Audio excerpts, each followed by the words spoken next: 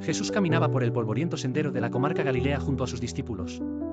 Era un amanecer espectacular, de esos que pintan el cielo con tonos que van del púrpura al dorado, y la brisa fresca del mar parecía susurrar promesas de un nuevo día. Los hombres, vestidos con túnicas simples, avanzaban, muchos de ellos deseosos de aprender del Maestro que tanto había transformado sus vidas. Jesús, con su semblante sereno y su andar seguro, sabía que cada paso que daba era observado. Sus palabras y acciones llevaban consigo el poder de cambiar corazones y mentes. A menudo, en su camino, se cruzaba con aquellos a quienes la sociedad relegaba, los enfermos, los pobres, los descreídos. Para ellos, era una fuente de esperanza, un faro en la penumbra. Mientras recorrían el camino, llegaron a una pequeña aldea que había sido alcanzada por la desesperación de la sequía. Los aldeanos se agolpaban a la entrada, sus rostros marcados por la preocupación y el hambre. Jesús detuvo su andar y observó a la multitud con compasión.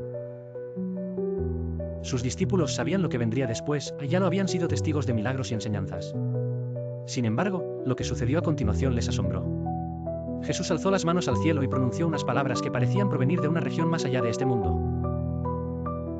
De repente, nubes oscuras comenzaron a congregarse sobre ellos, como si respondieran directamente al llamado del Maestro. En cuestión de minutos, la lluvia comenzó a caer, una verdadera bendición líquida que devolvía la esperanza a la tierra reseca y a la gente abatida.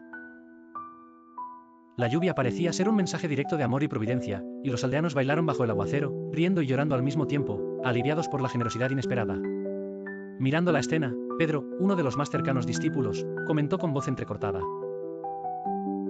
«Nunca dejaré de asombrarme de lo que la fe puede lograr cuando uno la vive de verdad». Jesús se unió a la celebración, con una sonrisa que reflejaba su íntimo conocimiento de los corazones de aquellos que deseaban creer. Sabía que cada gota que caía sobre la tierra era más que simple agua, representaba la promesa de un cambio vivenciado y la renovación de un pacto eterno entre el cielo y la humanidad.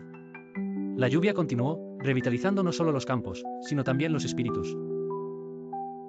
Jesús y sus seguidores continuaban su camino, dejando atrás un rastro de milagros y fortalezas renacidas.